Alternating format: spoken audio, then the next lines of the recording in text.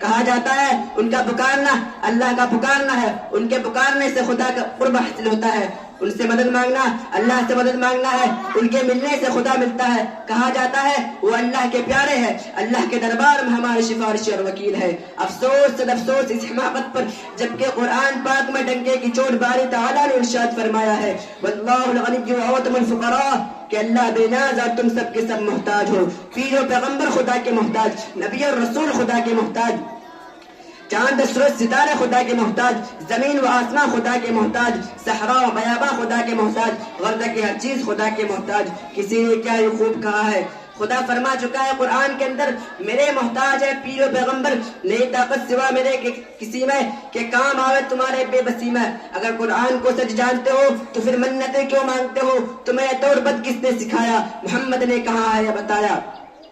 رسول خدا صلی اللہ علیہ وسلم کے بارے میں تصور کیا جاتا ہے کہ وہ ہر جگہ حاضر و ناظر ہے، ہمیں وقت ہر چیز کی آپ کو خبر ہے۔